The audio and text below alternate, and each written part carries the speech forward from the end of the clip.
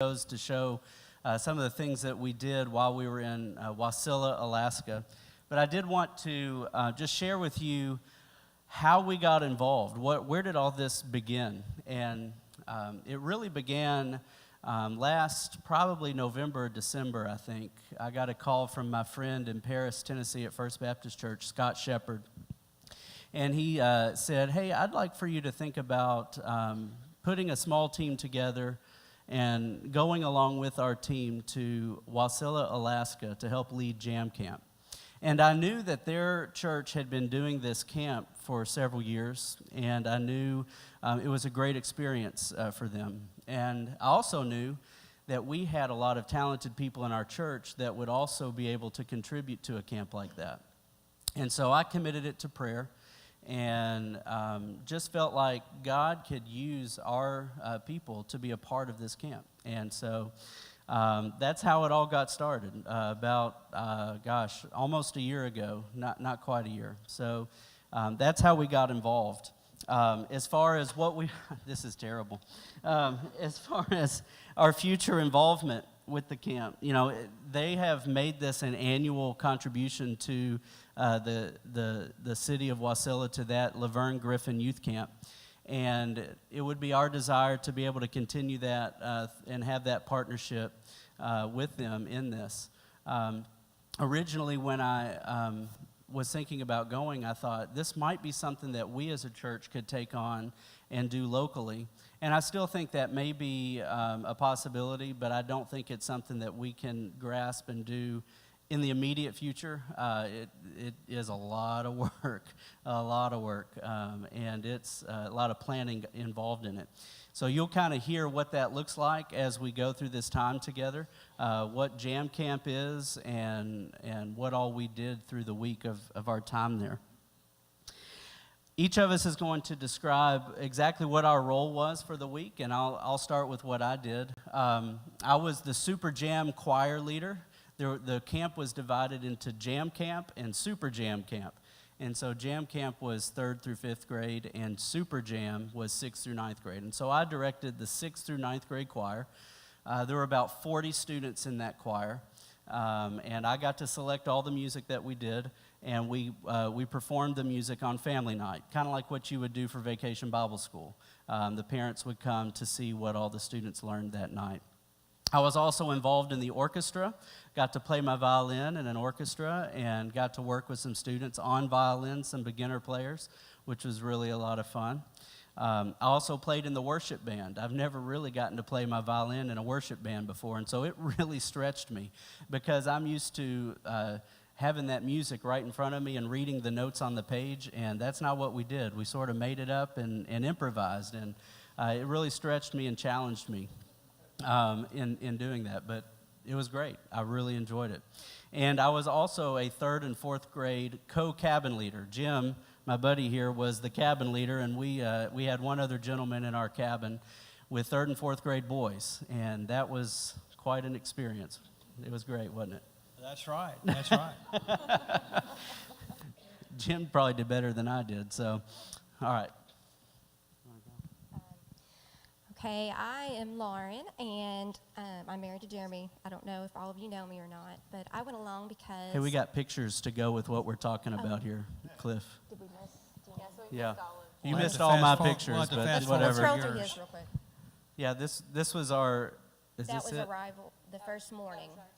Yeah. That's Scott. Hey, go back to that. That's Scott on the left. That's where he fell into the creek. Whatever.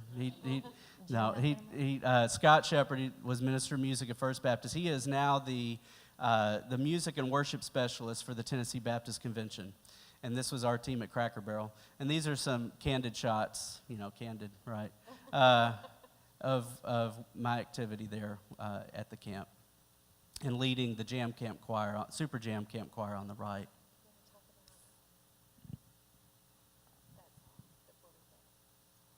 Oh, here, there's a video right here. This is our rehearsal time with the Super Jam Choir, and this song is called Bon Se Abba.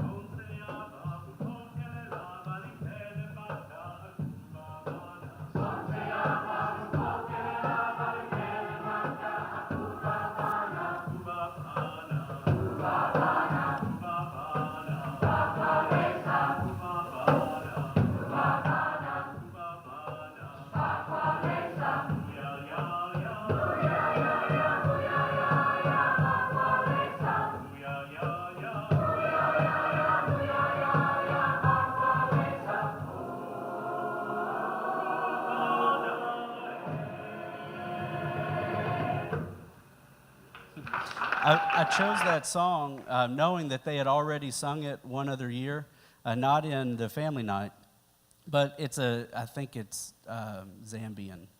I think that's what it is. But Bonse Abba is the name of it. And the translation is from John 1:12, which was one of the scripture verses for the week. But to all who believed Jesus and accepted him, he gave the right to become children of God. And each day the students memorized scripture, and that was one that was memorized. And I tried to stay as closely to the theme of the week with the songs that I selected, and that one was one that we did. I thought it was a lot of fun. All right, so Lauren.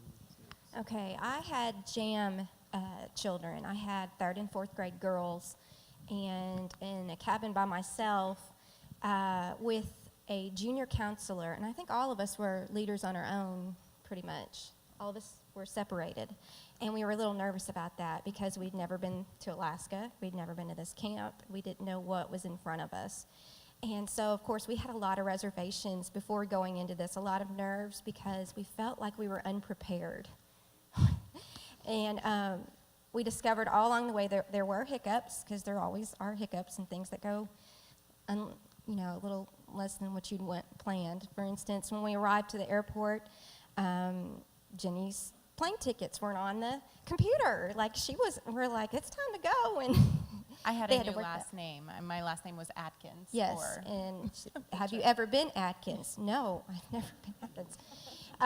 On the way up, we were seconds, we felt like, behind some sort of a vehicle crash where a girl had gotten spun around, and there were people pulling over to the road to see about her. We're like, gosh, if we'd just been a few seconds ahead of that, we would have been in that.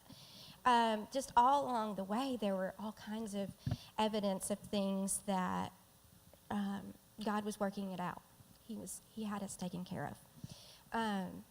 So I had a hard time figuring out what I was going to talk about tonight, because I don't think that I felt very useful in this trip. I felt like I didn't really use my gifts. I didn't really use them to the full extent that I could have. I felt like I was kind of on the sidelines. I felt like I was more observing and learning, which is very much what we were going to do, but we were also put on the front lines right away, and we were to be camp and cabin leaders, and I didn't know that. And along with that, every day we would have a cabin devotional and things that we would have to work up, like skits and songs and things impromptu. Each night we'd stay up very, very late and work on those, and the next morning present them to the entire group as a competition.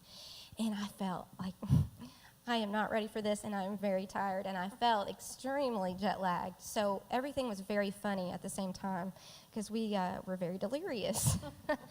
The first day we arrived, we were in a church. We slept in a church. It was much like this. The women were in one room, and the men were in different other rooms, and we had one shower. And I thought, even the fact that we all got showered and we all got where we needed to be and ready was a miracle, because it was like the 5 loaves and the fish, where somehow we all got a shower and we all were fine. And then all of our cots were laid out. We didn't bring any bedding. We just we didn't know what to expect. We were told what to bring as well, like weather conditions wise, that it might be somewhere between 60 to 70. So we packed everything. We packed shorts and pants, long pants, short sleeves. And I wore about 5 layers, and the others may have worn shorts and T-shirts, but I'm a little cold-natured. So, but we just laughed, and we were nervous at first with being around the First Baptist Parish team. We didn't really know them, and yet we were serving alongside them, and it was a little bit awkward at first, but I think the first night we were up late laughing and talking, and I think they played Foursquare and basketball and all these things, and we just had such a good time fellowshipping together and bonding with these strangers that God had commissioned together and brought together, and it was so neat. Just the whole time we felt like a new family had been formed, and I'm just amazed that when I look back and along the whole trip and think yeah, God did that. I didn't feel comfortable leaving my children for a long time.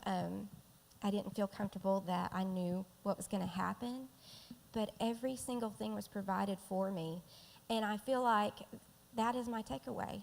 God will provide the way. I just have to walk in it. And even in Alaska or here, those are the things I'm still learning. Trust him. Learn to walk in the ways he's already laid out. Just walk in it. And I feel like even during the camp, I didn't know what was going to happen from day to day. I just went with it. And God provided me the strength I needed. We were very, very tired. I can't say that enough, how tired we were. And these kids, they wanted to stay up really late because they're at camp and they're with their friends, new friends, and they want to eat candy and they want to just have fun and laugh. And we were just like, please just go to bed.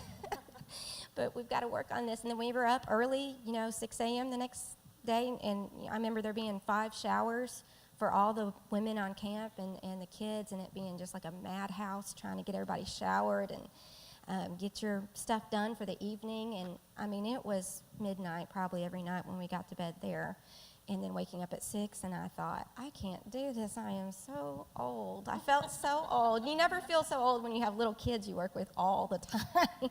They have so much more energy than you. The first night we were there on camp, when we arrived at the cabin, at the camp location, they had us do a huge scavenger hunt.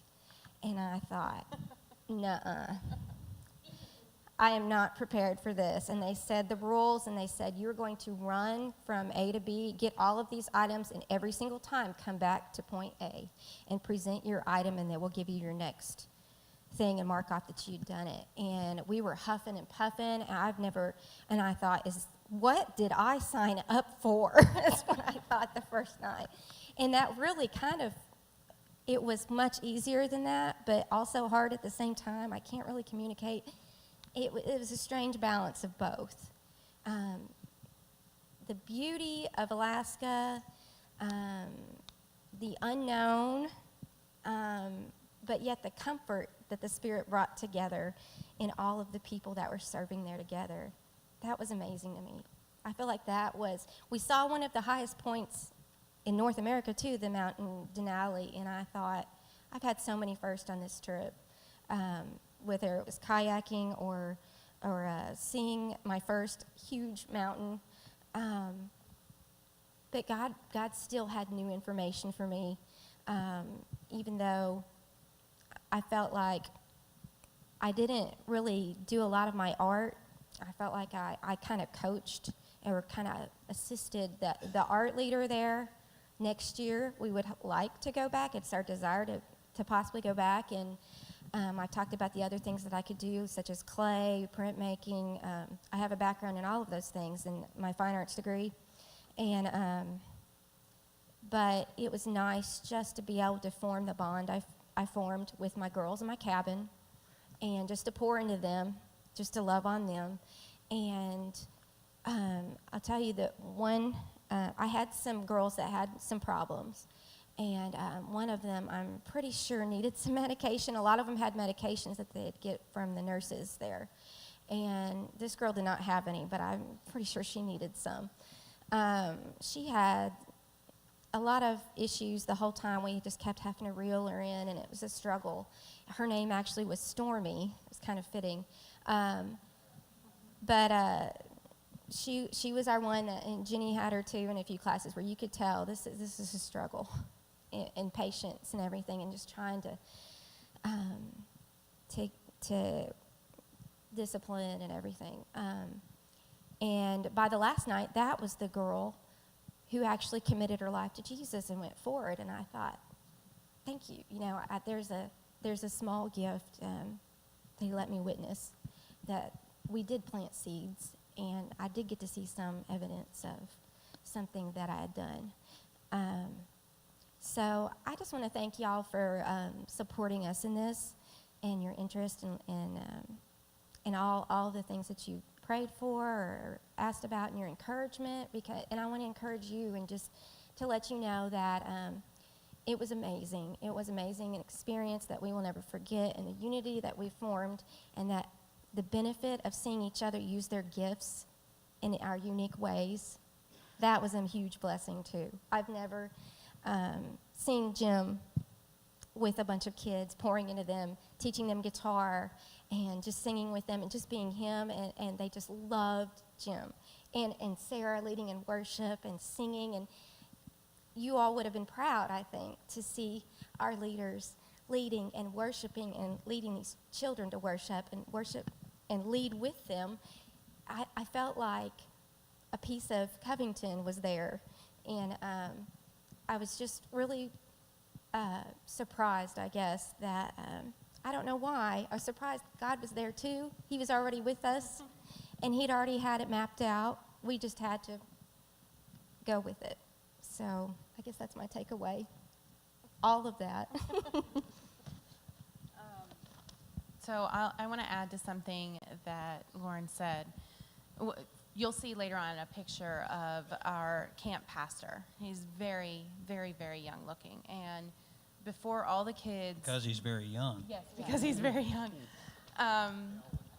Before all the kids got there, we had a session of prayer, and he had challenged us that here we were getting ready to spend a week helping to show all of these kids, how to walk like the Lord would have wanted them to walk, and to make sure that we were in the right place in our hearts before we embarked on that journey with them, before we tried to show them the way to make sure that we were in the right place. And I was like, I got this. I'm in the right place. I wouldn't be here if I'm not in the right place. Of course so he challenges us to pray. I'm like, okay, all right, I have no problem praying, obviously. So I'll just go ahead and pray. And he says, okay. He says his piece, and he says, okay, go ahead and have a few minutes with the Lord to yourself. Get in a good place. So I start praying. And I have a lot of those, have you seen the V8 commercial where you get smacked in the forehead and it's like, should have had a V8? I have a lot of those moments. I feel like the Lord goes, come on, Jenny. So I'm sitting there praying, and I said, Lord, please, just please take care of everything at home. Take that stress away from me, that I'm not focusing on my family at home while I'm here caring for all of these other kids. And I had my V8 moment, the Lord saying, well, who do you think does it when you are home? And it was just that peace of mind that, okay, I did need to get in that right place. I did need to be prepared for what we were walking into. So I did the needle arts. Everybody put on your surprise face. I had 12 kids on my roster, broken up into 2 sessions. They allowed each day for a free time, and during the free time, kids were allowed, and we'll talk more about it in a little bit, but kids were allowed to do different things. I found myself with a room full of more kids, either wanting to learn and weren't in my class, already in my class and wanting some extra help, and some adults who also wanted to learn to knit and crochet. So from sunup to sundown, I was knitting and crocheting. No free time. Virginia had no free time, which is fine. It was fine. It was amazing. We had a variety of different, see, in the picture on the left, you'll see that's supposed to be our campfire time. They found me, and they brought out their yarn. The middle picture is, I believe, my second session. No, actually, there's a lot of adults in that picture. That was during one of my free time sessions. And the picture on the right is also a free time session, if you'll notice the adults. The gentleman in the back, which I think is funny, he was our drummer for worship. He's by far the best knitter I have ever taught to knit in my entire life. So there's more adults during free time. They all used their free time to come sit with me, which was another blessing. The picture on the right are my cabin leaders right behind me, and then the rest are the girls. We had mostly 12 and 13-year-old girls, and then we had one 16-year-old girl who would like to, she wants to come be my co-leader in a cabin next year. She wants to be my junior camp counselor. The kids have also already, and God willing, slated me to teach an advanced class next year, which I'm trying to rope Sarah into helping me with, but an advanced class and then a beginner's class, and they're talking about turning part of that third session into a third, like the free time into a third session.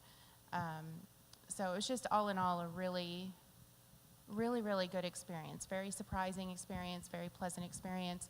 Those kids, we watched them day one. I wasn't sure we were going to make it to the end of the week.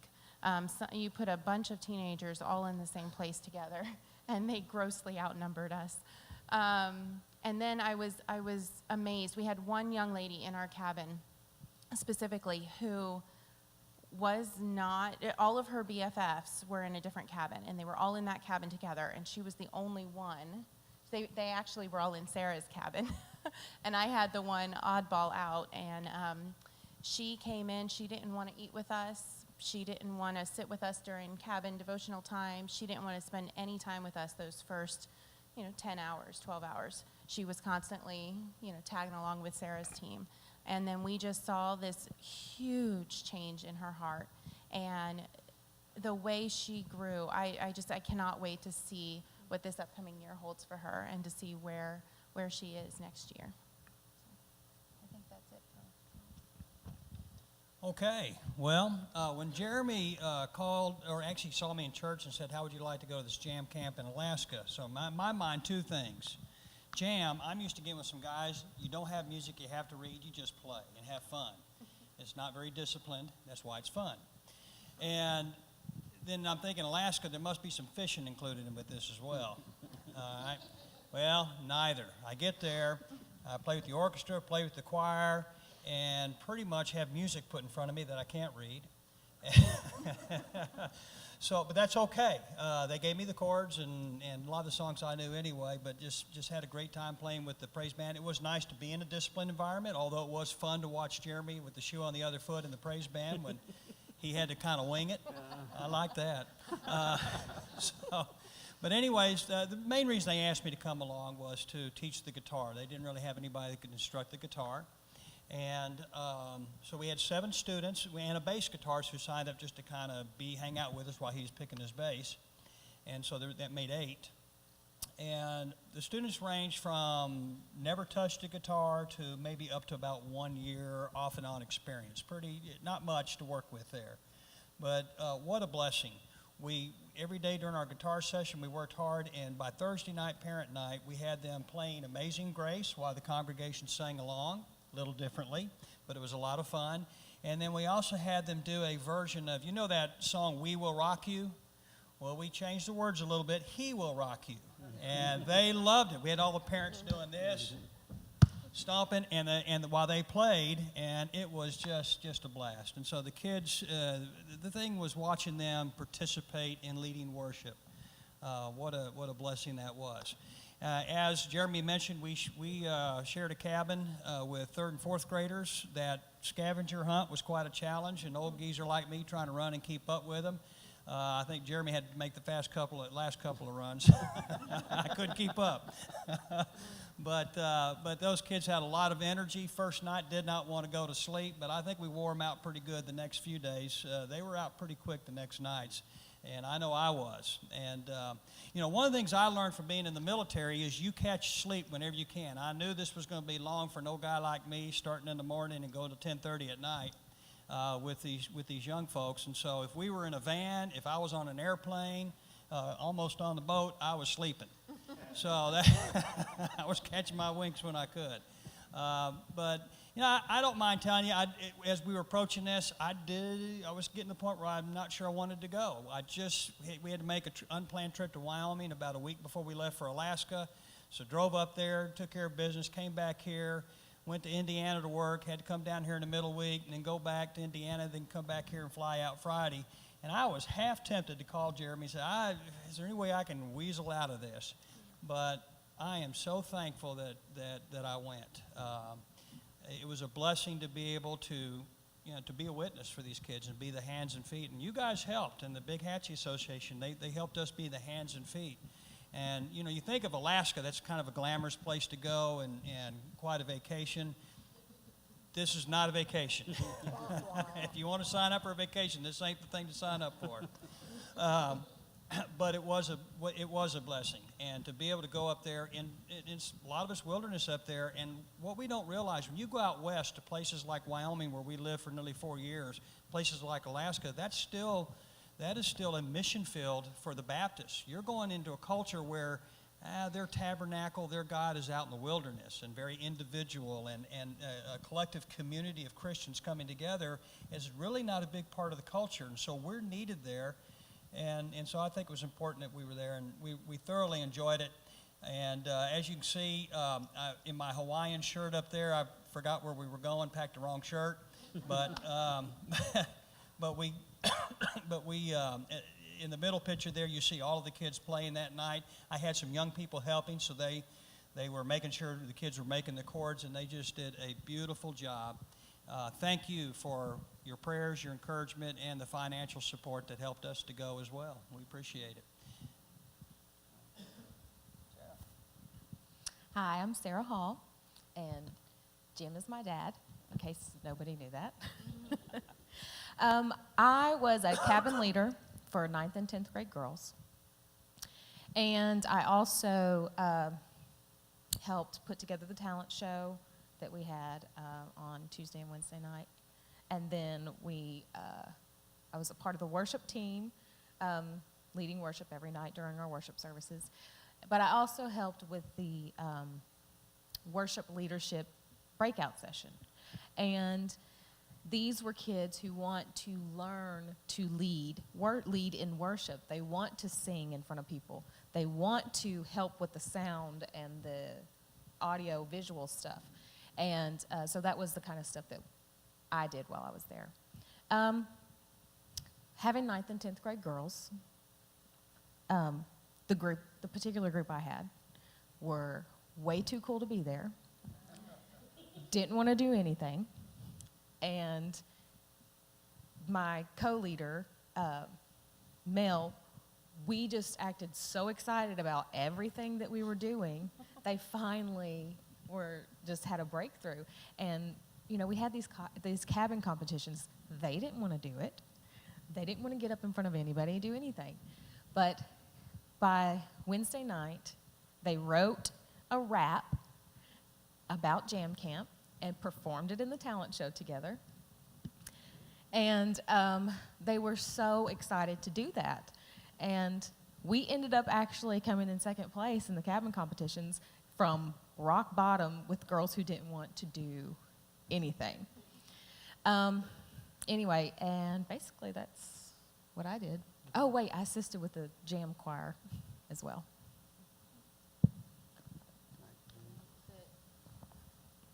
So I think, okay, so a day in the life at camp. This first slideshow, just to show you that there was no time for vacation at all. So just to reiterate what Mr. Jim said, this was not a vacation. If you're interested in a vacation in Alaska, Jam Camp is not for you. So 8 a.m., I mean, you can see it all up there. We had both of our sessions, one in the morning, one after lunch. So we had so many kids in the different age ranges that we broke them up into jam and super jam. I think you've heard everyone kind of mention. So we had different meal times. The younger kids ate separately from the older kids. We also had different bath times as far as for taking showers and stuff, and we just flip-flopped them all. You'll notice that, so 10 p.m. was our cabin group time. 8 a.m. was breakfast. They had a competition for whichever group could get there first got points towards their cabin competition. And let me tell you, all the kids who had been there were all on top of that.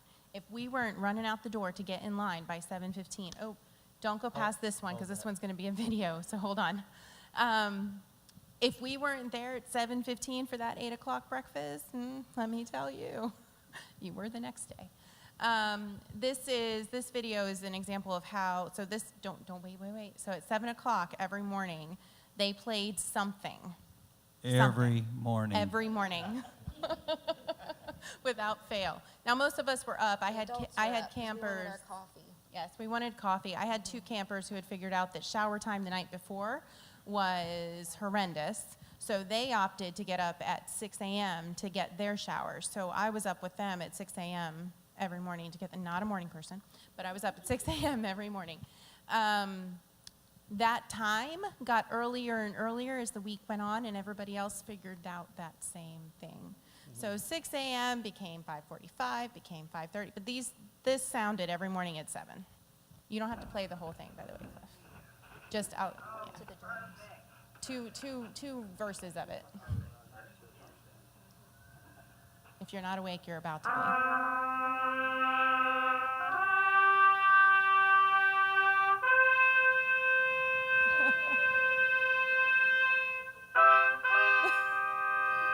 Wait for it, here comes drums.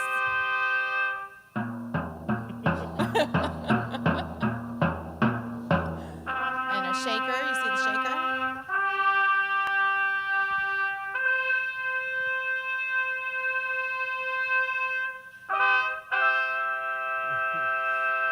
That's good.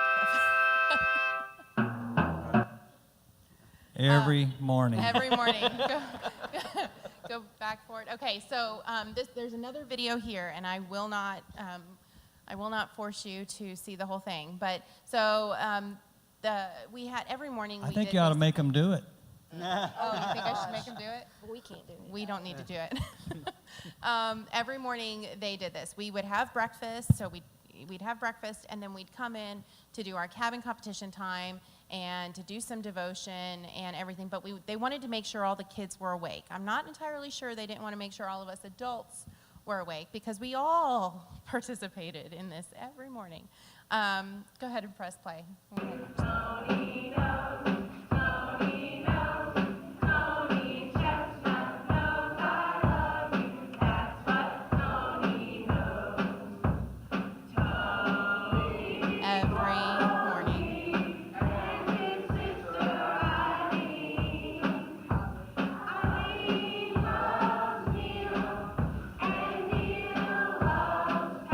Then they would speed it up, and let me tell you, we are not limber teenagers. So they'd speed this up, and we're all trying to get to our toes and our knees and back. The really cool thing for me was the student leading that is a former student that I taught when I was in Paris, and she just graduated with a music therapy degree from the Mississippi Women's College. I think that's the name of it. But anyway, I was real proud to see what she's doing now and see her leadership at this camp. It was really neat. She was amazing. She was, I don't know how, I mean, every time you looked at her, she had a smile on her face. She was wide-eyed and bushy-tailed and just ready to go, ready to start the day. In the middle, you'll see Josh, also from FBC Paris, and he would dress up every morning to start the cabin competitions. And this particular morning, he was a wrestler with a paper plate belt. I mean, the like kids. El El Nino. El Nino was anyway. He was entertaining. The kids really got into it, and just his passion just exuded from everything that he did. The Builders of the Way, that's one of the signs. That was one of our cabin competition things, was to make a sign for our teams, for our cabin teams. And all of them had to be about following the Lord and sharing the, being apprentices was our plan for the week. Go ahead, Cliff. So daily theme and devotional, and I have Take My Yoke Upon You and Learn From Me was our main theme for the camp. And all of our subsequent activities and all of our subsequent verses fell upon that, us taking on the theme of apprentice and finally and ultimately discipleship. So that's kind of what our worship room looked like. These breakout sessions, woodwork or wood burning was another new one. Needle arts, wood burning, and I believe guitar. Wasn't, Mr. Jim, this was the first year for guitar? Yeah, well, I don't know if it was the first year, but my first year. Your first year. I know they had mentioned, so the wood burning went off. It was a huge hit. It was really neat. We were able to leave the camp with a gift. Something, I know this camp hosts a number of other Alaskan camps, so our kids, as they if they were to visit any other camps during the year, they would see this sign up from their time here. What's the next one, Cliff? So open choice, which I saw nothing of. That was everybody. I feel like everybody went on the lake. Everybody, there was game room time. There was art time. They could just do whatever they wanted to do. They could work on their cabin competitions. They could work on their talent show pieces. Some of them swam in Some of- oh 35-degree my gosh. water with leeches Yes. that we didn't want to do. No. And we knew which boats to avoid with which people that had reputations for tipping them. So, Let's go everybody back else to the did. boats for just a moment. So every day in open choice, that's kind of like the free time. I was assigned to work the boat dock. I was kind of excited at first about that. Problem is, if you were under 12, you had to have an adult go out with you. And you see the metal boat with the 2 big oars in it? That's what the kids wanted to ride, and I was the only one that claimed any knowledge, foolishly claimed knowledge to know how to use the oars in a rowboat. So I did a lot of rowing, and I must confess I was dishonest. There was, on one of those days on the rowboat, we did take 2 rods and reels out with us, and 2 kids. Comes out. And what my role was to untangle lines and bait hooks. So I did get a little fishing in, I guess if you can call that fishing. Go to the next one. Okay, so worship. Do you see the guy in the selfie on the right at the very front? That was our camp pastor. See, he is young. He's very young. But he was really good at motivating the kids and getting the kids involved. They hung on every word that he said, and they remembered everything. Everything that they talked about, he built upon day to day. He was just such a valuable asset to our team. That on the left, the picture on the left is just the worship hall, kind of pretty much full. I think you can't. Well, Mr. Jim, you were in. There was worship twice a day. Right? Yes, there was. There was devotional time in the morning, and then there was a full hour of worship every evening. And then we had separate cabin devotional time as well, where we could break out into small groups.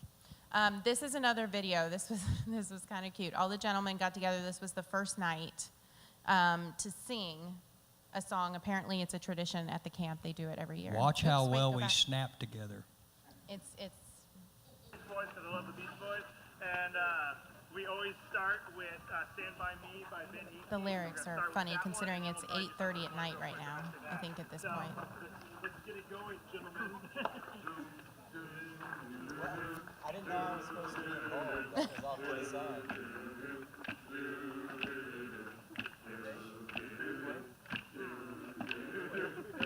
It's one of those rookie mistakes. I just didn't The know. night has come, and the land is on. And the moon Yeah, I'm having a little trouble with rhythm. like we do. And the gentleman singing's the youth pastor at one of the churches there in Lucille. That youth pastor is serving in Wasilla and brought the biggest load of kids. He brought up a 35. bus of about, 35, seemed like it was 35 35 kids. kids unloaded. First, it was kind of, there weren't, they would trickle in, the kids would trickle in, and we'd sign them up and we'd take them to their cabin and let them get adjusted a little bit. And then this bus showed up. And everything changed, and they came out of there, and we went, oh no. There were about 70 to 75 kids, and 35 of them came off of his bus. So it was quite And interesting. he was an original. He and he his went to that wife camp, met. his wife at that camp eventually, and now they bring the kids back. That's what's so neat. There's so many stories at this camp. So to give you an idea of cabin time and cabin space, definitely not the Hilton or the Ritz-Carlton or whatever you think of. Some of us had cabins with one-room cabins, and others of us had two-room cabins. I think Mine was one. you were one, and Sarah was in one, and Mr. Jim and Jeremy were in a double, and I was in a double. So I had 8 kids in my cabin. And they did not have air conditioning because they did No, not need air conditioning. don't. We actually brought in a fan, and they thought that was a big deal because at summer it might get 80 degrees at the hottest. That is one thing we definitely enjoyed. Y'all were having your hottest week ever. And we were not. like, we don't want to go back home right now. And then, what's the next one, Cliff? Sorry. Evening sun. So as beautiful and beautiful as that sunset was, that's about as dark as it got. The clouds helped make it darker when it was cloudy. You could walk out at midnight after you'd finished cabin competition and take your girls for one last bathroom break before bedtime, and it would still look like it was just sunset. Like it just stayed. So they called it kind of an evening sun or a midnight sun, and it was interesting for our clocks. I don't know about for everybody. For just I had no idea what time it was all week. it was one of those that we looked at our clock and we were, wow, it's 8:30? What happened to the rest of the day? So it made that interesting and just beautiful and amazing all at the same time. But let me tell you, when your head hit the pillow, there was no problem figuring out that it was bedtime. Travel plans, that's you, Mr. That's me. Oh, okay. Well, we made plans to travel. So mostly what I'm going to talk about here is what we did the day before the camp started, and then our last day. The campers left Thursday night. We had all day Friday, and of course we did a red-eye Friday night after 12:30 midnight, heading back this way. So I think, what did we say? It was 30-some-odd hours without being in a bed. So we did drive 3 hours to Nashville and flew in and flew into Anchorage, and then from Anchorage took a van to Wasilla and stayed in a church that night, and got to meet the folks from Paris First Baptist. And then the next day, this would be on Saturday, day 2, because the kids came in on Sunday. That was a sightseeing day, so we went to a place called Hatcher Pass. So let's go ahead and turn to the next slide.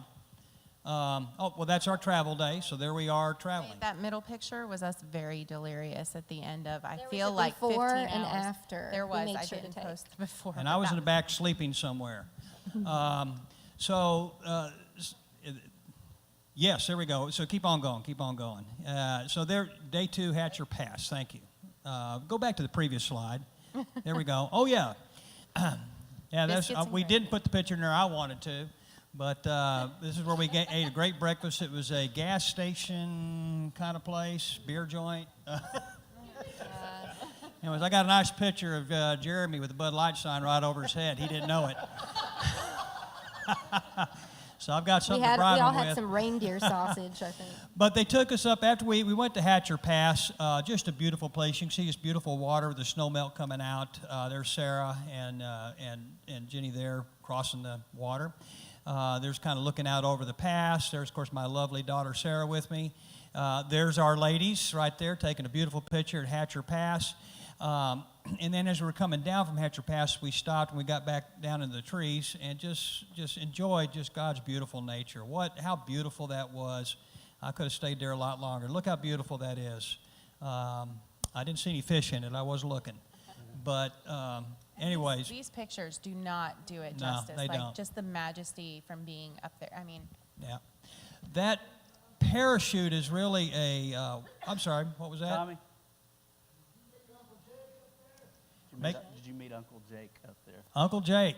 No, I didn't. But there were people that were parasailing up there, so it was kind of neat. We were very close to some people parasailing, and it looked like it'd be a lot of fun for someone other than me. So anyways, as you can see, just beautiful scenery. Go on to the next, and then we had the camp from Sunday through Thursday, and then Friday, while we're waiting all day and night for our flight, we went out on the water and we did these speedboats. And as you can see, here we are in Talkeetna, Alaska, which is basically a town taken over by the hippies, the old hippies, very, very old hippies. Mount McKinley, this is what was the amazing thing about it, and this picture really doesn't do it justice, but Mount McKinley, they hadn't seen it for 17 days till the day we got there. And we had this beautiful view of Mount McKinley. And before we left that area, the clouds came down and covered it. And I'm told that Mount McKinley is only visible about 1/3 of the year. So we feel very blessed and fortunate to have been there to see that. So we rode the speedboats, and there's some of our folks riding in one of the boats. Jeremy and Sarah and Lauren and I were, I think, in the other boat, weren't we? Mr. Jim, they had Yeah, said the boat in the middle picture. the team from Paris had said that in the 5 years they've been going, they've never once seen the top of Mount McKinley. They've Right. never once seen Denali. That's right.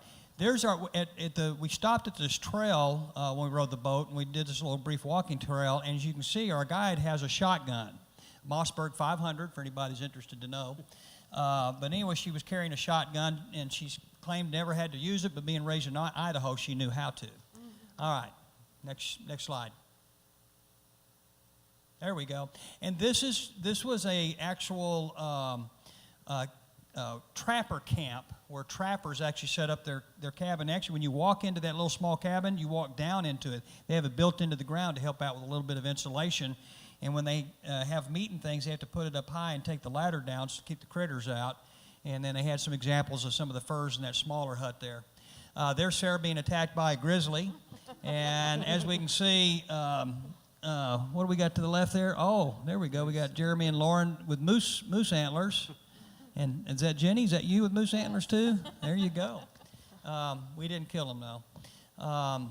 That was the group. Now, after the boat ride, they went on a rafting ride. And this old guy said he's done. So I just wanted to sit somewhere and drink coffee. So I found a pizza parlor that had outdoor seating, and I drank coffee for 3 hours while they did that, watching the old hippies go by, and had that was the most relaxing moment the whole trip for me. I loved it. But here they are rafting. I was not there, but they have some pictures so we can all see what it was like. And that picture in the middle, first of all, to the left, they were sinking into the kind of the glacial silt. And so you can see they can sink down into it pretty deep. And that is a grizzly bear track that they pointed out while they were on the trip. That's Jeremy doing. So what are you doing, Jeremy? I don't know. Okay. Yeah, and I believe the picture to the right, you can't really see it, but I think there was a beaver in there. It's a beaver dam. A beaver right there, dam. and Okay, there was a all right, beaver very good. swimming. And just again, what a lovely couple. Look at that. And some more pictures of just the scenery around while they were out. Keep on going. Beautiful, beautiful. Keep going. Wonderful. There we are. Where are we? Where's that? Pizza place in Tulkey. Oh, that's the pizza place. That's right. That's where I sat by myself for 3 hours, and then I was later And then we joined joined. by a couple of folks when they decided to eat. And here we are coming home. The line. If you look at the line at the airport, and that picture is doesn't midnight. do it justice. Some of us were kind of worried that we'd make our flight in time, but we made it. And got on the airplane, and there you can see Sarah and some others crashed out. She's a hog. She's taking up all the bench. Look at that. Look at that. The whole, was it 4 seats? Yeah, no one could sit there. Okay. So anyway, I was sleeping in that airport as well. And as I told you, when we stop long enough, I'll sleep. So, but look at this. I like what Jenny wrote down here. Total miles traveled round trip was 7,424. Our drive time was 12 hours. Our flight time was 15 hours, total 15 hours in the air. Total awake hours on the last day was 36, except for me. And then being God's hands and feet, that was priceless. And I amen to that. Takeaways. All right, we'll do this real quick because we have a special video that we want to show from our friends in Paris. Probably the takeaway that I got from this was a place for students to go to express themselves in the arts. And it's a safe place where they aren't judged by who they are, and they can use what God has given them to worship Him and to learn how to be His disciple. And it was just a great experience. Go back. Go back. Hi, I'm Scott Go back. Ship. There you go. All right. My takeaway was I was just blessed by seeing everyone use their gifts, including the leadership there. The quality of what God had done and the multiplying our gifts and us sharing those with the children, and the children being so eager to learn new things and just ready to dive in, and just seeing us cooperatively work together as a family. They couldn't, like Jenny said, they couldn't tell what part of the team was who. Were you from Tennessee? Were you from the Paris? Or were you from Covington? Or were you from Wasilla? We can't tell. We'd have to go over that, and they couldn't tell. We were all just their leaders, and they trusted us, and they loved us, and we loved on them, and it was just very heartwarming, the relationships we took away from that, and we feel like this is unforgettable. The bonds we formed with the FBC Paris team, I feel like we've made some forever friends, and with each other that we just, like, what can we do next together? How can we be together again? I had my grandmother passed away on Tuesday while we were there, and I found out 5 minutes before walking into my first morning session. And I haven't cried over the loss of a family member in a very long time, and this one hit me very, very hard. And I stopped the first set of people I saw. Now, I think Sarah caught me. I think she was the third person I ran into, but I stopped the first set of people I saw and asked them to pray with me.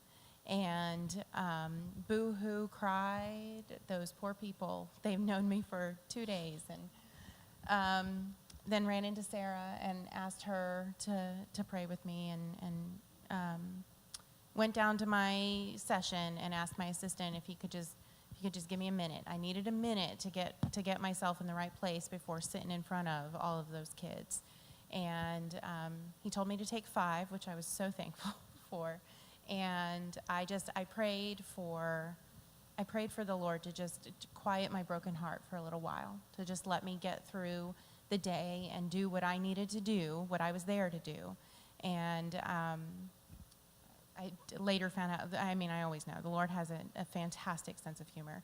I didn't tell him how long I wanted him to quiet my broken heart, so he kept true to that. Got into my sessions, had no problem. I felt like all of the lessons, though, for the day somehow related to my grandmother. And by the end of the first session, though, the entire camp of adults knew that I had lost my grandmother. And they all rallied. I did not feel alone, even being away from our whole congregation, being away from my family and my husband. And I did not feel alone.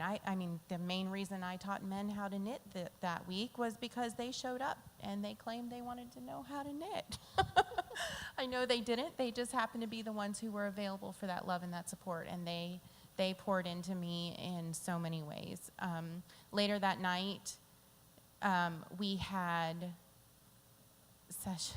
our worship session, and I felt horrible. The first song they played was Amazing Grace. That's about when God said, okay, here's my sense of humor. Your time is up. It's time for you to cry it out and let it out. And they wound up changing the entire service, which I'm sure some of you, definitely, Brother Chuck, to change the whole thing, to change your whole talking points, your whole music order, everything that you were doing to completely change because you had someone who you felt needed to have hands laid on and prayed over. That's what they did for me. And then during our talent show competition, so the middle picture right there with me in my Covington hoodie, our talent competition, our cabin played a little trick on me and got me up there. And then turned around, and the way that they could think of to pour into me and to give me some comfort was to braid my hair. I'd been braiding everybody's hair all week, and they felt like braiding my hair would give me some comfort. They sang Amazing Grace, those that could sing, and they just had this whole line. And what was the pastor, was it at FBC Wasilla, had said, on Sunday, after we left, had preached about how to him that was a modern day feet washing. We don't wash feet anymore, but for them to show me that kind of love and that kind of comfort and just that humility, it was just And the way amazing. they continually loved on you all week. Everybody. It was an experience to see because these kids learned to minister at this camp to the leaders, to each other, and to watch that overflow of the Spirit was amazing. To see the kids would pop in there and say, Miss Jenny, we brought you snacks Oh, today. they'd bring me snacks. They brought me Or cards. the boys that she didn't know would come up and hug her. We just were praying about you. Here are these cards we made for you. We were thinking about you, and I'm so sorry. I was heartwarmed by seeing how the kids were touched by her story and how they reached out to her, and seeing them love on Jenny was just more than we could take, really. It was just wonderful. God used me. He used that scenario. Had I packed up and left, he wouldn't have gotten to use that heartache. And so I'm thankful that I stayed, and I'm thankful for that love and that support. So my takeaway was just the camaraderie of the camp, the team. Well, that fourth picture to the right, that young man you see sitting there, his name is Sam. He was one of my guitar students, and it was a wonderful week. Jeremy and I got to share the gospel, or what it means to be a Christian, with a couple of our boys, and we just got to be, again, a witness in all kinds of capacities. But this young man had a special story. About a year and a half ago, his mother died in a plane crash, and afterwards, he quit talking, would not talk at all. He was at the Jam Camp last year, wouldn't say a word. This year, the most he would do is occasionally he'd give you a timid yes or no based on the question, and that was it. And I was told he's just not going to talk. But he took guitar lessons, and he took to the guitar very well, made the chords very well. And the day of when we were preparing for parent night, he actually asked me questions in complete sentences. He was still a little timid and shy about it, but he opened up and asked questions. And I remember there were some of the other counselors kind of surprised he would do that, particularly someone who's a stranger to him. And so he opened up, and you could tell he just really took to the music, and we learned Amazing Grace and some other things as well. And that night at parent night, his father was there, who'd lost his wife as well. And I met his father afterwards, and you should have seen how proud his father was. He said, I could tell he could really play those chords. And I was told afterwards by, I think it was Mitchell, that he talked to the father, and the father's going to get his son starting guitar lessons. But here's a young man who went through quite a tragedy. And to be able to minister him to that capacity, both his father and this young man and the other people that saw that were able to see a lot of folks, not just me, but a lot of folks minister to this young man. Talk about planting some seeds, and talk about being a salt and a light. Okay, for me, as I said before, I had 9th and 10th grade girls. And with your cabins, you did everything. You showered, you ate your meals together, you sat in worship together. And as we were doing this and ministering to these girls, thinking about the theme of the week, which was being an apprentice of Jesus.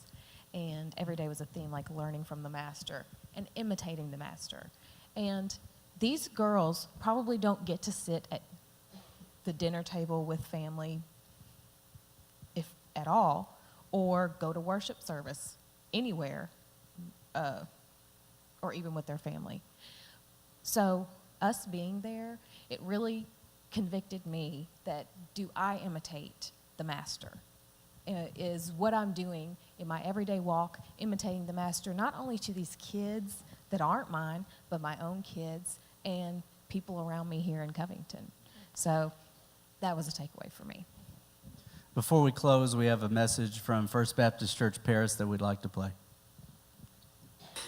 Hi, I'm Scott Shepard, and we've invited a few of our leaders from this year's Jam Camp team here at FBC Paris to share some of our favorite memories and experiences from this year's camp.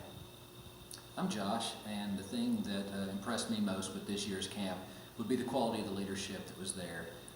Not only did we have a solid core team here, but the addition of the FBC Covington team was a great mesh together. You guys came in and didn't stand around or wait to be told what to do. You were hard workers, you jumped in, you had talent, and you poured out your love on these kids and campers.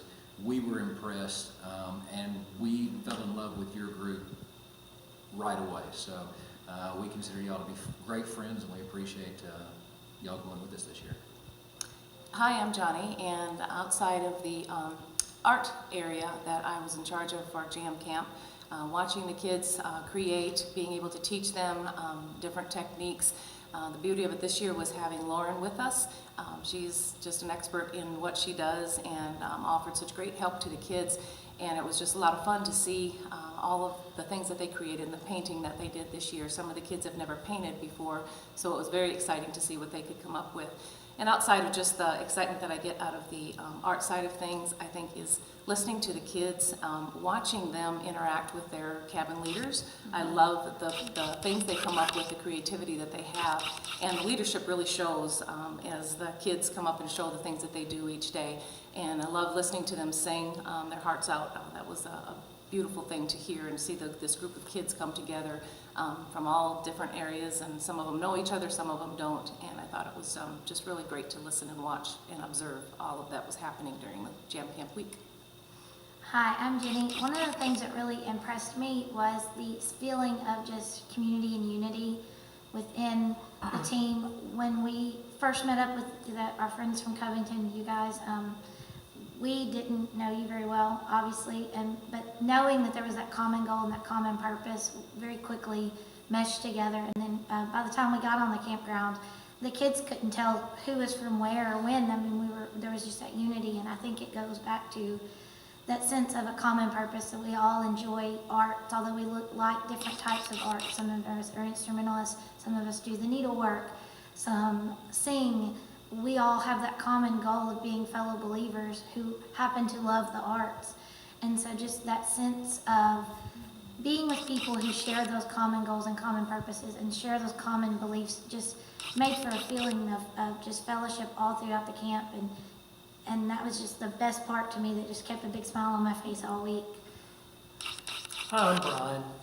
One of the things that impressed me most was we went into this mostly strangers. We really didn't know each other, but we came out family. We came out a family of Christ, and we were unified together to bring Him glory, and I think we did that well. We just worked great together. Not all groups work good together, but we really did, and I really appreciate all the hard work they did and the friendships that were formed. Hi, I'm Joy. My big takeaway from the week was the spirit of encouragement that we all had. As a team, we went in with the purpose of encouraging each other. That was going to be a goal. And because we made that a goal, we did it. But it didn't take long for it just to go from being just a goal to being natural, right. We just encouraged each other, whether it was asking if we could help somehow, or checking in and making sure everything was okay, or just saying good job. And what was really neat was that spirit that we were intentional about taking into camp, that became natural, was then infectious among the students. And they saw how we were encouraging each other, and it made them encourage each other. Students encouraging students, students encouraging leaders. We had so many students come up to us and say, "How are you doing today? Can I do anything for you? Good job with this." And that was just really neat to see. It was neat to see how our actions are seen by children, and how children will do what they see. A couple of years ago, when we began thinking about partnering with some teams, I thought first of Jeremy O'Neill and FBC Covington. Jeremy's been a good friend for a long time. I think we share lots together philosophically and theologically and musically. And I'll tell you, the dream we had for FBC Covington about coming with us was perfectly fulfilled. The team was just an excellent compliment to us, and the biggest compliment that I could possibly pay is that we loved the team from Covington like we love each other. And our best friends, many of them, are part of this Jam Camp leadership team because of our common mission, our purpose together. And this year, we include FBC Covington in that. They are some of our best buddies, our best friends. because we're doing what Christ calls us to do in mission, sharing the love of Christ with one another. So thank you, FBC Covington, for giving us 5 of your best folks for that week of Jam Camp. We had a wonderful week, and pray we can partner together again in the future. Have a great night. Thank you. All right. Well, that concludes all that we have prepared to share, and I know we're after time, so you're welcome to ask questions, or you can come up afterwards and ask any questions that you may have. But does anybody have a particular question for the good of the group? Okay. They all want dinner. That's right. We were thorough. I do too, man. All right. Well, let me pray for us. And listen, let me just say thank you for your support in us going on this trip. We went not knowing a whole lot, and we came back super excited about what's going on in Alaska. And we're just thankful that we had that opportunity to minister. And I believe that lives were changed as a result of our experience there, including our own lives. So let's pray together and be glad to answer questions afterwards. Father, I just thank you again for the message of this experience and for the children's lives who were touched as a result.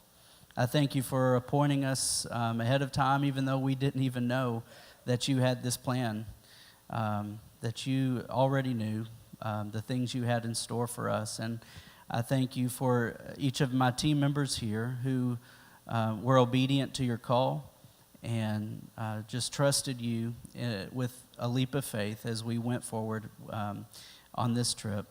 And I pray for the future as we look ahead to what you may have in store.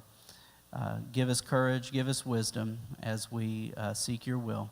It's in Jesus' name we pray. Amen.